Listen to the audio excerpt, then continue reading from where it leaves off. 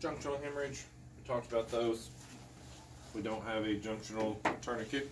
Nobody has $3,000 laying around for a single-use piece of equipment.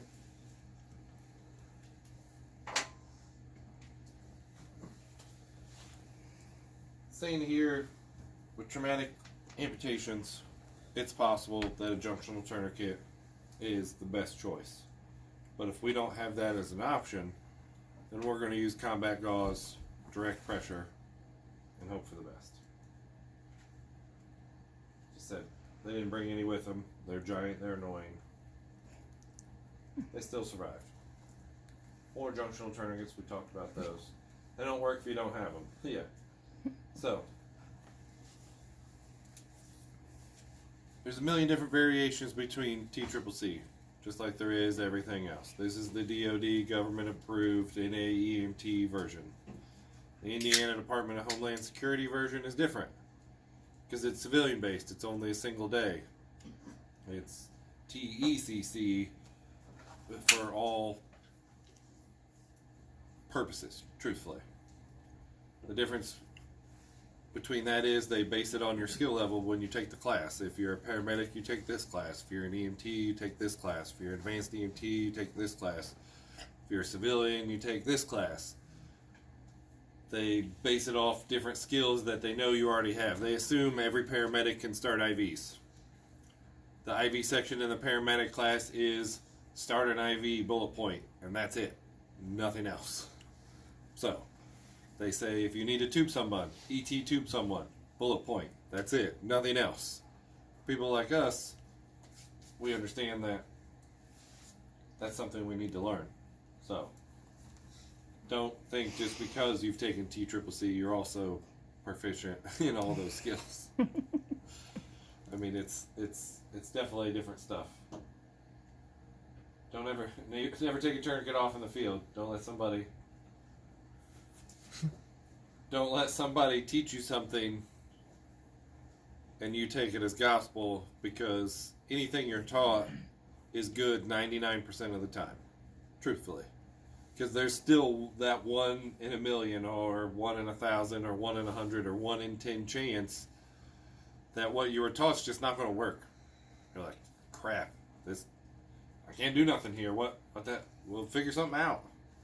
Duct tape, I got some Gorilla tape. We'll see if that works. I put junctional pressure on this. I'm standing on this guy, and he's still bleeding out through this leg. And I'm literally, all my weight is on him. Well, hopefully you're stopping it enough. And if not, there wasn't anything else anybody else could do either. So, inappropriate training, mainly with that is don't watch a YouTube video and think it's gospel, is the easiest thing to say now. Just because there is videos out there and people say, oh, it was on the internet. It was on the internet. I'm a JSOC, triple jump medic, magic, SEAL team, trauma doctor, space shuttle door gunner type guy. Don't assume that he's right. Don't get me wrong, he may be right. It may be common practice and it may be associable, but don't believe it just because somebody else says it. Vendor training. Sometimes it's expensive, but don't believe everything vendors say either. Every independent test on a rat tourniquet says it's friggin' garbage. Every single one. And they're still one of the #1 top-selling tourniquets in the world. Because they have great marketing. Great people who pay social media users to promote their stuff. They have a really good sales platform. And it works really well. They do a very good job at it. Selling junk-ass tourniquets. Don't get me wrong. Does this work better than nothing? Yep.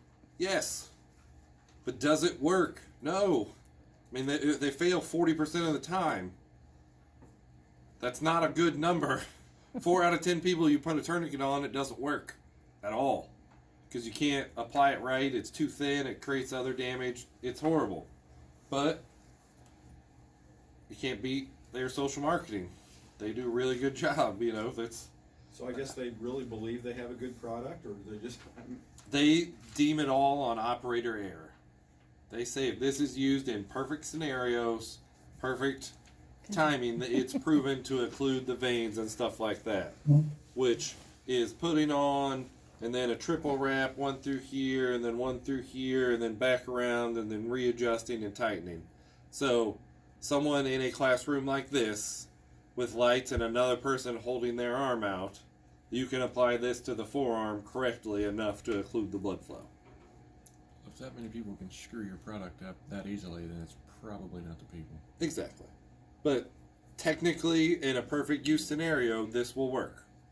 But in a car, somebody hanging upside down with an arm flopping in your face and them shooting blood in your mouth, and you're trying to do this up above your head while you're laying on a gravel road, it just doesn't work that well. Or it gets slippery because it's coated in blood and then it slides and you don't get enough tension on it and it flips around somebody's arm just like that and you're like, crap, and then do it again and then it slides around someone's arm and you're like, I'm really trying here, what's going on? You know, I mean, that's why cat tourniquet is what we use, or the SOG. Just, it's wide, it works, it's almost stupid proof. I mean, you can mess up anything, but it's almost idiot proof. It really is. Grab it, get it tight to start with, crank that thing down till it's starting to feel sketch like it's going to break, lock it off. Put a little tab over it. Done. It takes human error out of the equation. So, pay attention to what kind of training you take. And is it, I mean, I take horrible classes all the time. But you may take one thing out of that horrible class, and that may be enough. We're not really worried about pain management, shock labs, cognition labs, intra-isosceles devices. Give them a Motrin. Give them a Motrin. What they're saying here is the TCCC accreditation board, which we talked about, all the military got together. They brought in legit people. You had to have combat experience. You had to have been in the dust and blood before. You had to know the things. Made this program, and they only associate with a few separate people. And AMT is one of those people. So this is a high love NAMT part of the thing.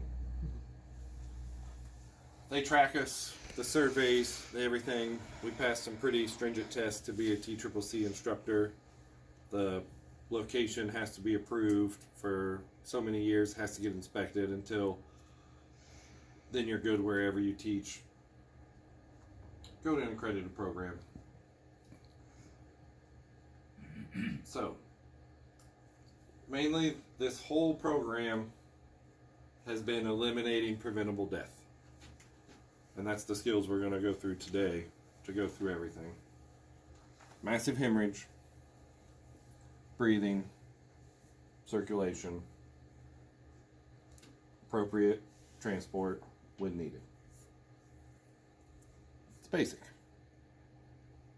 What we're trying to do is a simple set of steps, basically broken down to, if they're bleeding, make it stop. If they're not breathing, make them breathe. If something's broke, unbreak it, splint it, do something like that. If they're in a dangerous spot, take them out of the dangerous spot. We are turning into a negative reaction machine by doing this. When we see someone, what's going to kill them in the next 60 seconds that I need to take care of? Okay, I'm going to take care of that. Now I'm going to move up to what's going to kill them in the next 3 minutes. And what do I need to take care of? Okay, I'll do that. All right, now we can move them. What's going to kill them before I get them where they need to go? Or what do I need to do to make them safe to be able to move? Let's do that. Now let's move them. Now we've moved them, let's reassess everything and make sure we didn't miss anything. Okay, we're good. We're waiting on other people. Other people arrive. What do we need to tell them about our patient to make sure that that appropriate level of care is carried on? Done. Time to go get something to eat. It's over. So, Just stick with your steps. Just 100% negative reactions. Something's not right. We're going to try and make it right as best we can. Maybe we can't, but we're going to give it a shot. Tourniquet application. We've gone through that. Everybody tried that. You're going to do that 1 or 2 more times today, or 30. Always put your tourniquet back up the same way you use it. So that way it's always there in the same position, the same way. So that way you know when you grab it, it's in the dark, it's laying on the ground, it's doing whatever. You know that when you grab it, my red tab's right there. So slide it on, grab that tab, pull it tight, then crank it. So, okay, I'm gonna go put it up. Let me grab my little thing, even it out, keep my red tab level, fold it in half. Now I'm good. Right back how I started. Other parts of your kit considerations, like I said, you're gonna have some form of gauze, some sort of combat gauze. And we didn't, I'm thinking about that, it didn't actually go, we didn't have one that talked about the different types of trauma dressings, did we? Let me see if I can find that really fast. We didn't skip anything.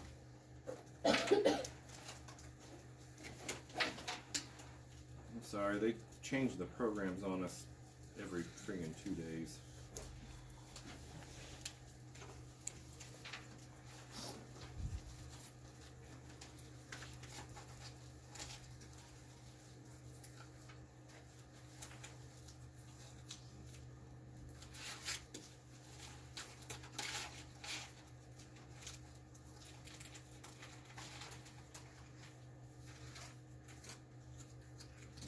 Okay, no.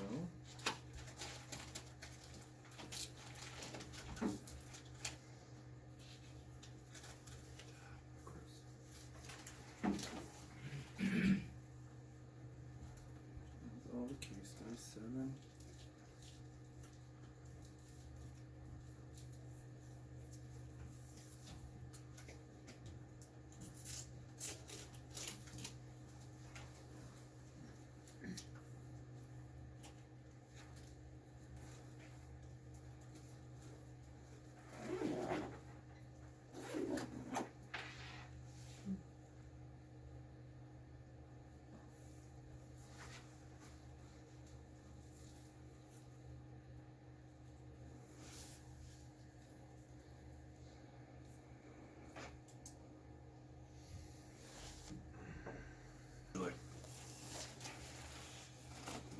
Alright, different type of bandages we have. Obviously we have just plain Curlex. Basic gauze, pretty much. Call it Curlex, I think that's a name brand. But I've been doing this for 20 years and everybody said, hey, grab me a roll of Curlex. Comes in a plastic roll. That's how it always shows up. Then you have, grab my kit because I know what's in it. You have, they call this Coban. It's tape that only sticks to itself. What'd you say? Vet wrap? Yeah, something like that. Coban. Same thing. Same thing. That's what they call it. It's tape that only sticks to itself. You can put it around stuff. It's decent for holding wounds. You can stretch it pretty tight. It has a decent amount. It works when it's wet. Everything like that.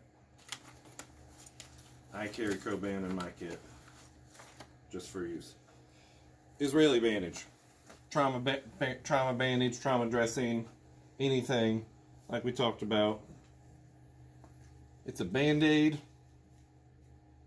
with something attached to it to tie it down. Make it tight. The band-aid part is not the part that's the super useful part. It's the multiple wrappings to make it into a pressure dressing. It's not as good as direct pressure, but it's pretty close. I mean, once you put this on and you wrap it around a million times and make it tight, uncomfortable tight. I mean, not stand on the thumb and pull it as hard as you can, try and break it tight, but tight. Like, you should be saying, damn, I bet that's not comfortable at all. And that's where you want to be. You can do that with Coban. Yeah, you can do that with Coban. You can do that with anything. I mean, Israeli bandages, nice. It's all together. 99-cent pack of 4x4s and a $2 roll of Coban. The same thing, probably. You just make your own.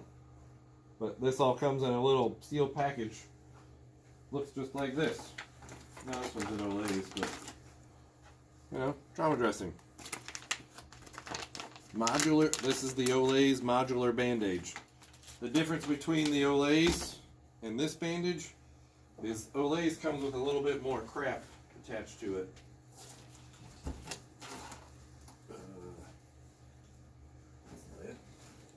Did I give somebody an Olays yesterday? You had an eye patch cover?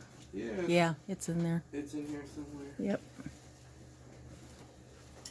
There we go. The difference between the Olays bandage and the normal Israeli bandage, other than $5 more, comes with an eye cup on it. You don't use it 99% of the time, but somebody has eye damage, you just peel this off, tape it over their eye. It's specifically designed for that. It does have a little bit more padding and absorbent material in here, but it's still just padding and absorbent material. It's not a clotting agent or anything like that. It's just thicker and more absorbing stuff to soak up the blood. Could you just use that as a whole wrap on the eye? But Do you have to pull it off? from inside this? Yeah, I think so. Yeah, there's a... Yeah, you just tear it right here, and then it's full of... Just, it also comes with a non-permeable, thing to tape over as a chest seal. Oh. Inclusive dressing. That's inside your little hole, and then it's just gauze on the inside. You need it to pack a wound, pull this out, pack the wound. Just a couple rolls of gauze jammed in there, which are totally fine, just like this. You need the eye thing, you rip it off. You don't, you rip it off. This one's a little different. It's got Velcro every couple feet, so there's no crazy tie-off plastic mechanism till you get all the way to the end. Pretty much just crank it around them, hold it with the Velcro, then you can use this little latch to hook it on to itself. Just right there like that, and it holds it. If that makes sense. So Olays costs a little bit more, has a little more stupid human tricks added into it. I mean, you've got a comes with a chest seal, comes with stuff to pack a wound, it comes with an eye shield, it comes with everything else. No fix-a-flat. Yeah, no fix-a-flat, but it's a bigger package though too. I mean, a standard Israeli bandage. You might have one. I think I opened mine already. Yeah, that. Standard, that green one. This one right here. That's that. Yeah, he opened his. Yeah, in that pack. Like That's this in that pack. That's this in this pack. There's a lot more stuff in this. You know, like I said, there's a couple of different tubes of gauze that you can pull out to use to pack a wound. There's an eye shield. There's a piece of wax paper in there. There's occlusive dressing. It's got Velcro. It's a little easier to manage sometimes and tie down, but cost versus ease, you know. Hey, technically, and these never expire. You know what I mean? It's a bandage. There's nothing here that goes bad. But it is a little bigger. You want to put one of these in your backpack, good, but you would just want to carry one of these in your IFAC because it takes up too much room, or you want to carry both. Either one, doesn't matter. And absolutely, can you use one of these or that as a improvised tourniquet? Absolutely. I've definitely wrapped it a couple times in whatever it is stretchy, but yeah, these are great. They got plenty of extra room. It's even got a clip to hold itself down. I mean, I wouldn't use this as my windlass, but you could use it to hold your windlass down. All kinds of stuff. As JR likes to say, carabiners work good as windlasses because then you can hook them to something else. It makes me cry when he says carabiner. Chest seals. Come in 2 packs for entrance and exit wounds. $20. These are nice. They take all the guesswork out of it. You don't have to check them. You don't have to try and burp them necessarily. They're supposed to do it all on their own. But does a piece of wax paper and 3 pieces of medical tape work just as well? Absolutely. Does the foil wrapper of this and 3 pieces of medical tape work just as well? Yes. And by medical tape, I'm talking legit tape. If we're using tape, we're using tape. Not this paper duct tape is what we're using. The crazy, super sticky, you can't tear me for nothing tape. Legit, strong medical tape. Not the plastic, see-through stuff that just tears. I don't even think I have any left. I think I gave it all away. Yeah. We're using legit tape. This is micropore paper tape, but I don't think this one's the right one. No. Like this stuff, this is just the paper garbage. This doesn't do... If you can do this with your tape, that's not tape. That's not what we want. We want legit... Of course, now it's stuck to my finger. I can't do it. I'll show you. Pay no attention to the man behind the curtain. You want legit tape. I mean, you want that. If you're taping something, duct tape is fine in these situations. Gorilla Tape used to sell like a flat roll that only had like 6 feet on it or whatever that was totally compressed, and I used to carry one of those around, and then I ended up using it as actual duct tape a couple times. Coban works because it sticks to itself. There's multiple things. Like I said, it's not sticky until it compresses itself, or if you step on the roll, then it will never come undone.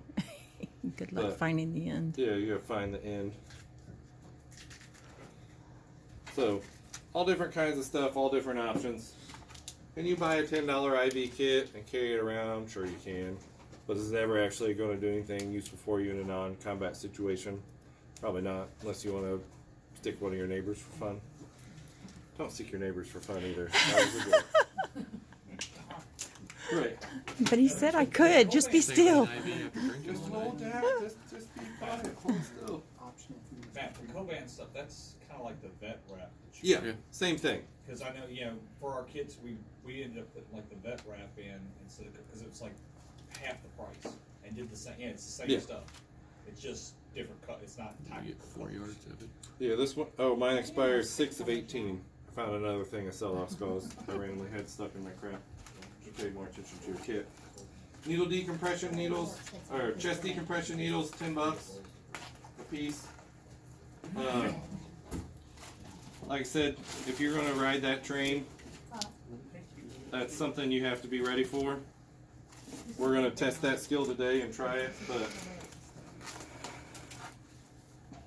this is my kit that I carry right here. I change out my normal tourniquet. I have an orange one that I keep in here that I put my training tourniquet in for when I bring it into classes like this. I have Coban, I have Celox, I have an Israeli bandage, I have an Olays bandage, I have an open Israeli bandage, training purposes only. 3 tourniquets, a pin light, 2 chest seals, 2 things of Celox, and a couple needle decompression needles. That's what I carry. It's in my green bag, wherever my backpack is. I don't know. On the ground somewhere. Oh, or touching it. This bag right here that I can't find. It's in this bag with me all the time. If I go into work, I take this bag in there with me, and it's in the fire station with me. If I'm in my car, this bag is with me. Obviously, if I go into a store or something like that, no, I don't carry my bag. But it's in whatever vehicle I'm in. I have an IFAC on me all the time, or at least accessible all the time. So do you keep a boo-boo kit too? Or? I have a truck bag, which stays. I have one for each one of our vehicles, which then also has Band-Aids and common first aid items and everything, and even crazier, it has all the basic stuff in it: Band-Aids, more Curlex, 4x4s, Neosporin spray for my kids because they think that helps. It does kind of a little bit. But, you know, aspirin, Tylenol, burn spray, Tums, crap like that. But I also have a bag valve mask. I also have other crazy things that I could get into. I have a C-collar. I have a bag valve mask. I have pediatric masks. I have Narcan. I have other things for other directions that I can go. Mainly just, though, stay in your lane and do what you feel comfortable doing is the safest way to stay with everything. So that bag there doesn't carry an MPA then? Carry a what? MPA. I can't. NPA. You don't have an MPA in that bag. Oh, nasal pharyngeal airway? No. I do not carry an MP airway. Mainly because, truthfully, every time I put one in there, I end up giving it away to someone in one of these classes because they don't have an NP airway. I should have one, but I haven't replaced it since the last class I taught and gave it away. I'm not... How can I say this without sounding like a dick?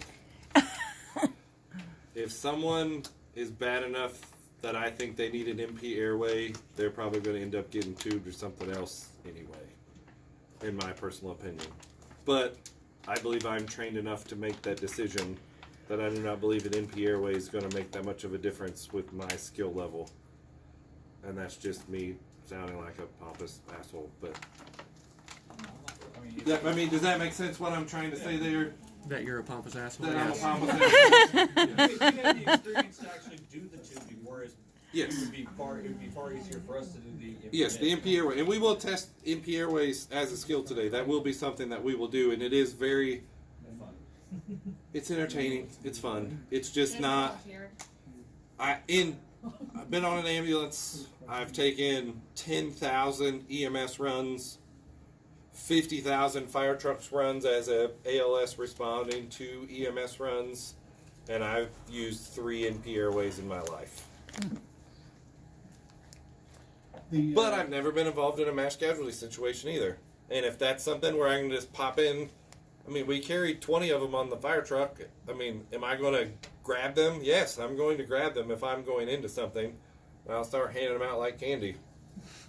Your basic little green bag there, is there anything in there that would be harmed by being in the trunk of the car winter or summer? No. Nope. As long as it's not exposed to direct sunlight, is the UV light degrades the plastic, which I don't think it should inside the bag anyway. Right. But like guys who carry, I mean, you see a lot of cops and SWAT guys and stuff got their tourniquets just taped into a little plastic holder right here that says TQ on it or whatever. That stuff gets torn up. Don't carry it on the outside of your backpack. It used to be to make people look cool. Oh, that guy's got a tourniquet. He knows what's going on. Yeah, nobody thinks that. Don't put a tourniquet on the outside. It doesn't make you cool, I promise. I mean, can't really decide what makes you cool or not, but from my opinion, it doesn't make you cool. Keep them out of plastic. They don't let troopers, they don't let Marines or Army guys carry them outside their gear anymore. They want them in a bag, in a protective cover of some sort.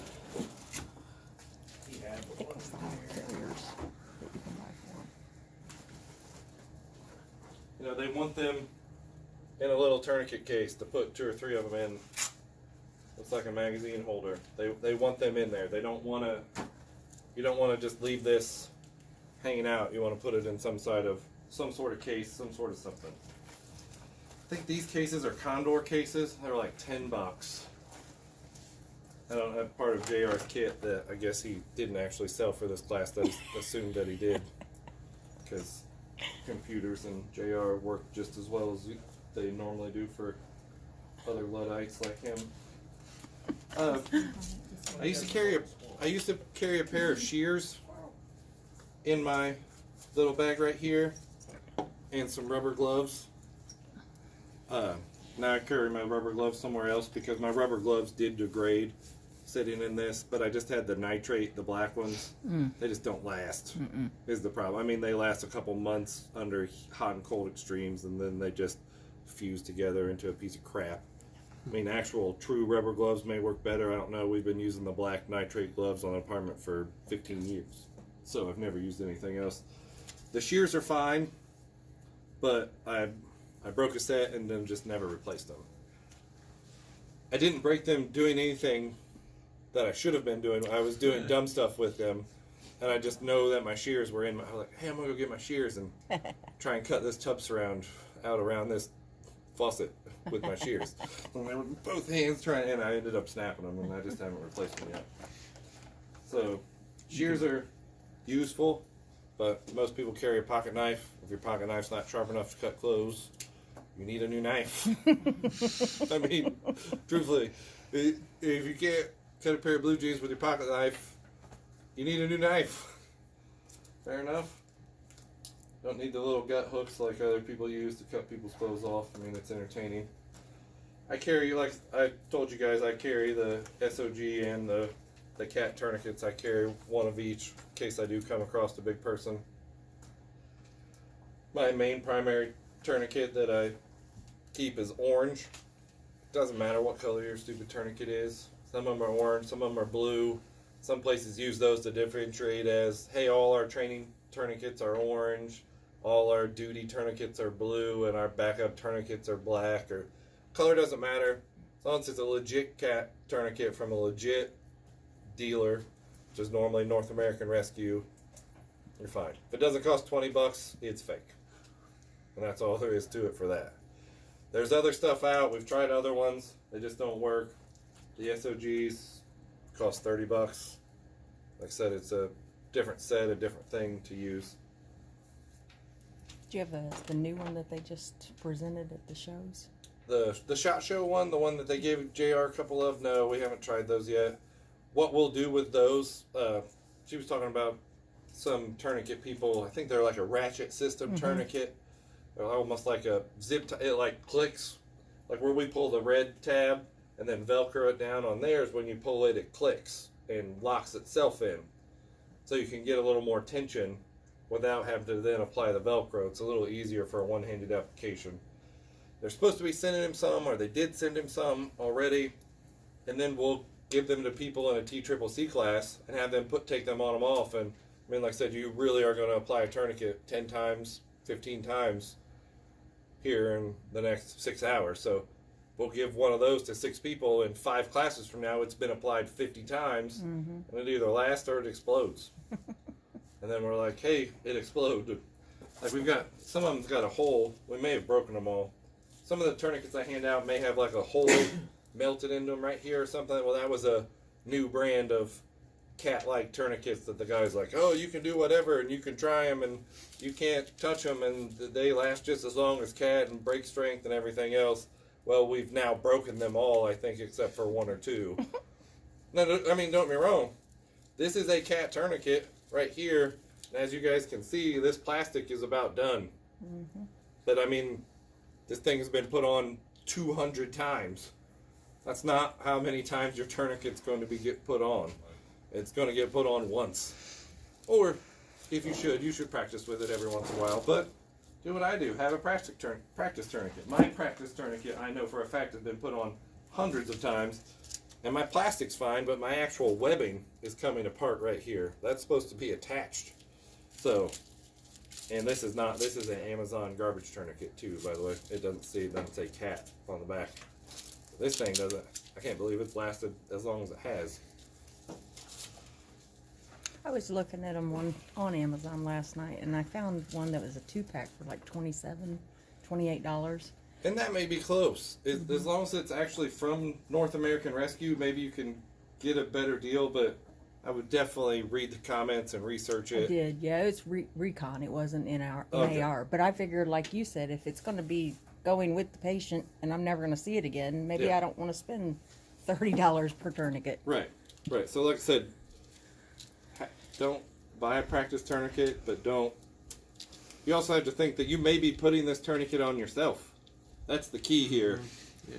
Hey, what do I give a shit? I'll use a rat's tourniquet. I can buy 10 of them for $6. You know, Fuck, it's for me. or whatever. Because everybody on eBay is like, rat tourniquet for sale. Because these things are garbage. No, I'm just kidding. I have, but actually got in a fight. Not a fight. I got in an argument with a guy who was a district distribution guy for Rat Tourniquet, who came to a Indiana District 6 meeting for the task rescue stuff, and he was like, hey, we want to sponsor you guys. We're going to give everybody free tourniquets and stuff. I'm like, what for? Like, hold extension cords together or something? You know, I mean, what do you mean? This is a TCCC rate. I said, no, it's not. Yes, it is. I was like, no. That's why the TCCC commission sued you guys, and you lost. And you're not allowed to put TCCC rated on anything. That's why it's not on any of your advertising anymore, but you guys keep saying it. Right. Well, I mean, I'm not involved that much in upper management, so I'm not exactly sure. I'm like, yeah, oh, wait a minute. No, there we are. Say that again real slow out loud and make sure you don't sound dumb, because you did. So, I have an unnatural, but don't get me wrong. If it's a rat tourniquet or nothing, I'm going to use a rat. I'm going to cry. I'm going to be super sad about it. I'm going to be really mad, probably saying bad words like, stupid freaking tourniquet. I got to use it now. Probably going to save somebody's life. I'm going to be one of those guys, but dang it. I know how I have to make it work right. So dumb. Now they're saying, oh, Muncie Fireman saved the guy with a rat tourniquet. Damn it. There'll be some bystander. Oh, yeah. Yeah, Videotaping the pictures. Like, Yeah. see, look, it works. He's saving somebody. Life saved, you. And be like, sad. So sad. You'll end up on Rats. Yeah, I'll be on their main webpage. I'll Yeah, be their yeah. poster JR child. will give you shit for the rest of your Oh, life. I will quit. You will never see me again.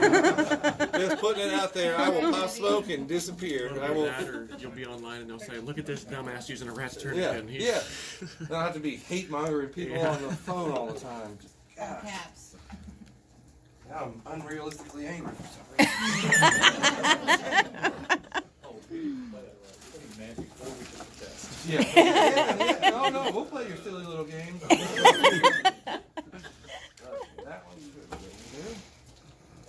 So's that one.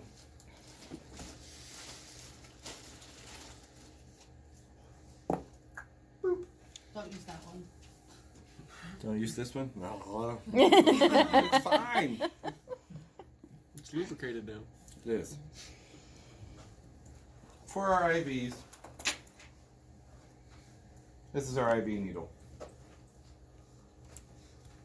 This is our arm. The key with the IV is bevel up. You want to be able to see the needle hole. That's what they mean by bevel up. You want to make sure it's totally down.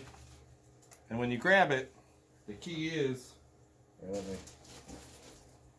first we're going to apply our little tourniquet to his arm. These are just dumb rubber things that you pull tight. Once you pull them tight, you put a little half knot in it and it holds itself. That just helps restrict the blood flow a little bit, charge the veins so you can see them. Once you do that to someone, their veins will pop up, just like right there. Easiest way is to put your finger above and below your vein, so you're holding it so it doesn't really roll on you.